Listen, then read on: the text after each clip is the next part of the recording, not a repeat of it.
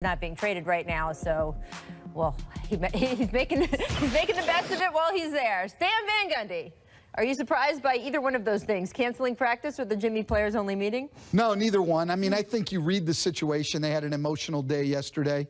Tom Thibodeau probably thought they needed a little bit of time off and a chance to talk and get through this situation a little bit. Yeah, what the joke I made was, you can't pull a Costanza on Friday and then come in Monday and act like nothing's wrong. We're just going to do work as usual, right? And they had a crazy practice. Beyond all the stuff that happened, I think the main thing is Karl-Anthony Towns was humiliated, right? Well, I don't know about that. I'm not talking about at the moment. I was going to say, I don't love that being the storyline, because that doesn't sound to me like it happened. But I'm not talking about the moment. I'm talking about the aftermath. Yeah. Regardless of what happened in the moment in the practice, the aftermath of the conversation of the last 24 hours is Jimmy Butler went in there, he took the third-string guys, he beat the first-string guys, and told Towns, come do it to me, and he couldn't do it to him. There's no way Karl-Anthony Towns said, yeah, that was a good practice. He walks away after hearing all the reactions, feeling slighted, really. And so I don't know, it says, oh, Jimmy's considering staying in Minnesota. I don't know if he can walk back like Costanza and just act like nothing happened. First of all, he's not considering staying in Minnesota. He has two choices right now. Play in Minnesota or don't get paid. Right, yeah. And he's not going to choose not getting paid. No, absolutely not. And he's not going to put off his free agency, which would happen if he didn't report for regular season games. So all of that stuff. This is everybody trying to make the situation work until the situation can change. Welcome indeed to The Jump. I am Rachel Nichols, alongside Amin Al Hassan. Coach Stan Van Gundy making his Jump debut today. We are very, very happy with Glad to be here. I'm thinking of all the different cities you and I have worked together or near each other in, and I'm happy now to have it here in LA on the show. So thanks very much. I appreciate it.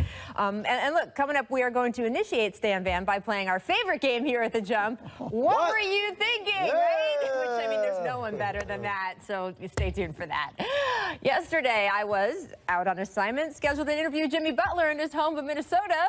What I was not expecting was that emotional first practice with the Wolves. Look, a lot happened there. We have an exclusive extended version of our conversation with Jimmy, and there's stuff in here you haven't seen before. Take a listen. So, boy, you had an eventful day. You could say that. You returned to practice for the first time with the Wolves, and I'm just gonna read a little bit of Adrian Wojnarowski's report on what happened there. That you were loud, emotional, passionate, we like to say, targeting Coach Tom Thibodeau, teammates like Karl-Anthony Towns and Andrew Wiggins, that you told GM Scott Layton, quote, "You effing need me." How would you describe what happened today? A lot of it's true. A lot of it is true. But you gotta think, I haven't played basketball in so long, and I'm so passionate in it. I love the game, and I don't do it for any other reason except for to compete and go up against the best to try to prove that I can hang. So all my emotion came out at one time. Was it the right way to do it? No. But I can't control that when I'm out there competing. Like, that's my love of the game. That's raw me. Me at my finest, me at my purest. That's what you're gonna get inside the lines. And I was gonna say, is it not the right way for it to come out? Do you think it was the wrong thing to do, or was it an okay thing to do? I think that I was honest. Was I brutally honest? Yes. But I think that that's the problem. Everybody's so scared to be honest with one another. If you didn't like the way that I handled myself in practice, one of the players come up to me. Somebody say something. Anybody. I'm not gonna take it offense. It's not personal. Jimmy, you shouldn't have done that. Yeah, you probably right. I would have said, I ain't hooped in I don't know how long. I mean, I'm passionate about it. I love the game and I love to win. And that's all I was out there doing, was competing. And right now, I know Tibbs. He's in there by himself, he locked his door, and he's smiling. He's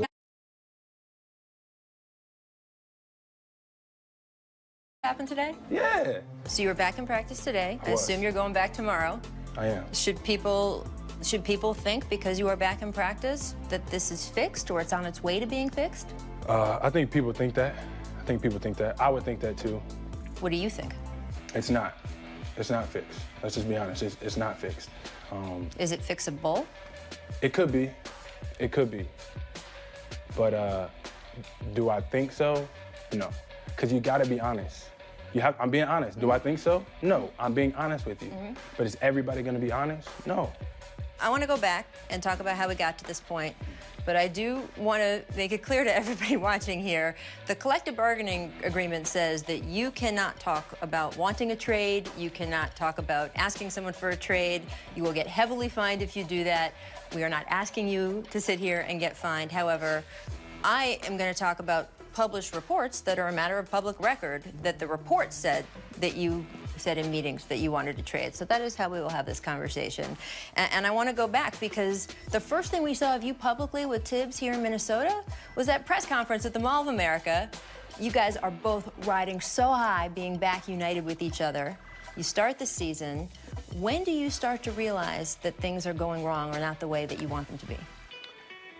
It just all goes back to telling the truth and being honest with myself, with me being honest with them being honest with me, and you just look at it. And the whole thing is, I just want to be appreciated. That's it. Okay. It's not about anything else. Not the defense, not the points. It's the passion, the heart that I play with on every single possession.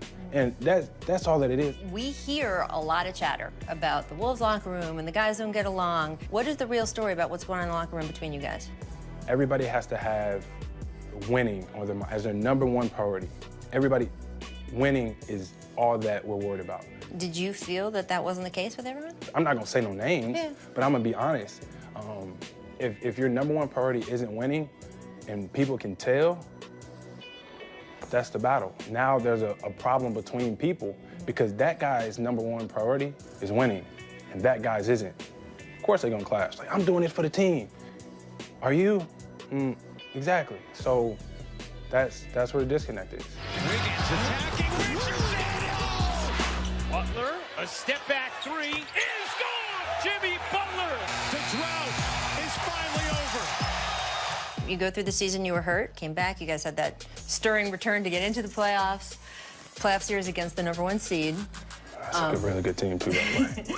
You didn't fly home with the rest of the team after the last game Correct. of your first round playoff series. After the season ended, did you talk to Coach Tibbs? Yes, I did. So when you guys talked even over the phone after the season was over, He knows how I felt. how soon after the season did you tell him how you feel? 4 days. 4 days after the season. 4. How clear were you? Have you ever known me to hide anything? I'm just asking. Look what happened today at practice. I know. Have you ever known me to hold back? No. I was completely honest about everything.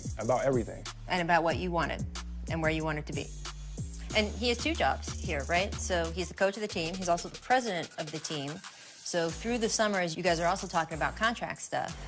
And they offered you an extension that would have given you 4 years, $110 million. The reports are that you wanted something that was going to, if they had moved some other pieces around and freed up more money, that you would have gotten a renegotiation that would have given you a shorter term of the contract, but more money. Is all that accurate? It's accurate, but it's not even, right, it's not about money. So tell me what it's about. It's about, like, saying, we need you. We want you here. We can't do this without you. And that was the disconnect all year long. Like, you're saying one thing, and you're saying it, and you're saying it. I mean, I've learned enough times in life that, you know, saying something is completely different than acting upon it. Say actions speak louder than words, whatever quote you want to use. And when it came to that point, it was like, I let y'all know what the deal was as soon as you traded for me. I told you the truth from day one, and I will continue to do it. And I did it. And it's kind of like, I don't know, slap in the face. I don't know how to put it, but it made me think, like, maybe I'm not that important to your organization. That is how I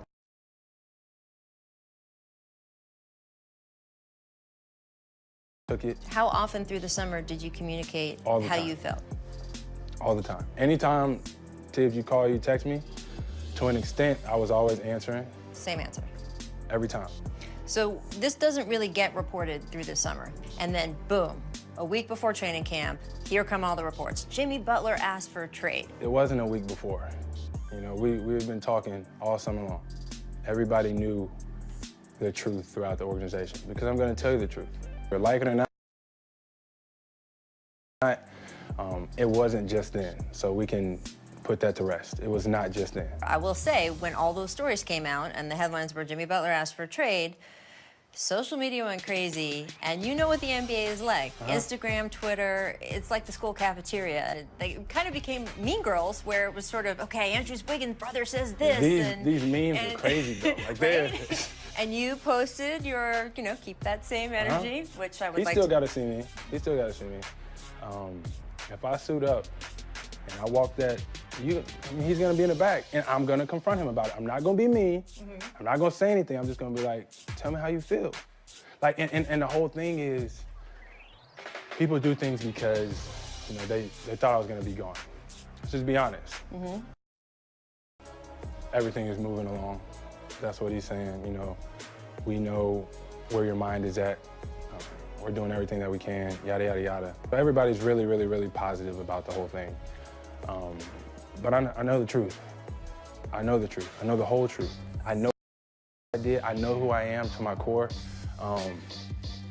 Jimmy's a bad leader. Give it all here. I'll take it. I'll take it. But when you go around that locker room and you ask those guys who you want to play with, I'm telling you, nobody in that locker room is gonna say that he's a bad teammate, that he's a bad guy. I could be wrong, but that's how I look at it, and that's why you get the quotes that is all over the internet from me today, because I felt the type of way, I held it in, I haven't said anything to anybody. It's my first interview, Rach. Yep. I haven't said anything to anybody, and it comes out. Yeah. It comes out, so that's what it's all about. I just wanted to feel wanted.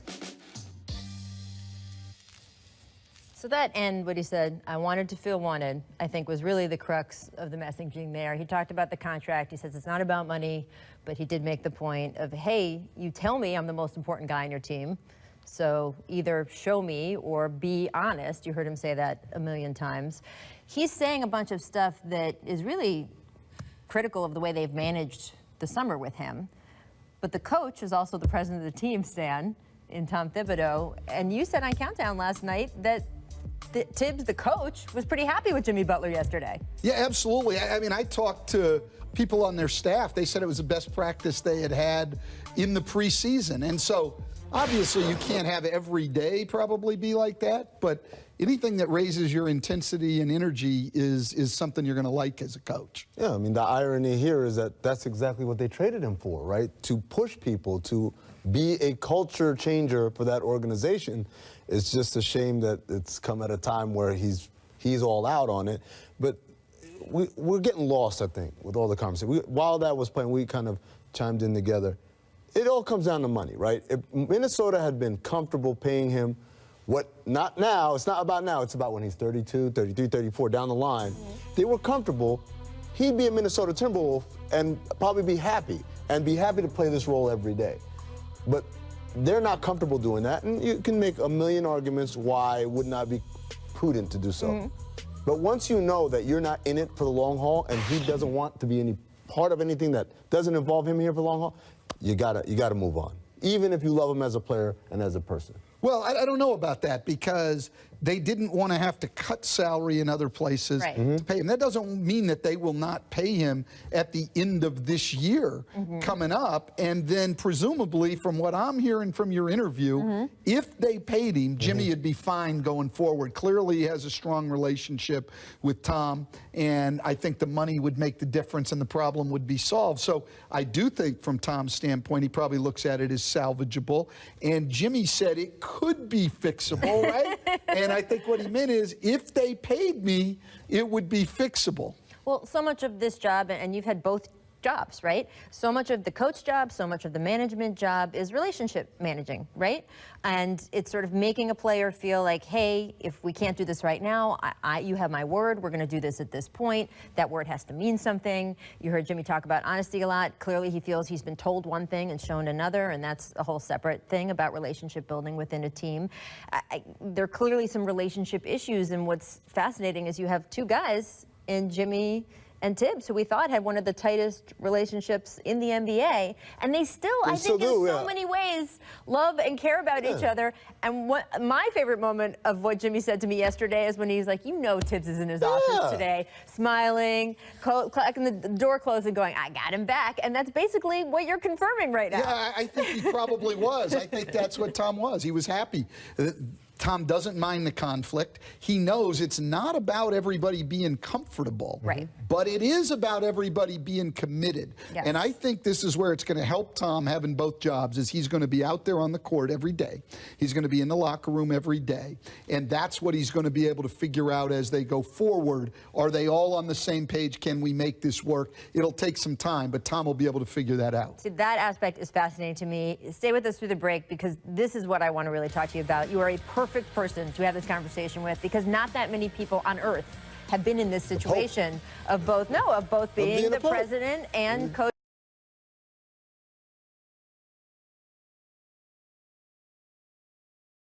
of an NBA team. So we're going to talk about it. Stay tuned.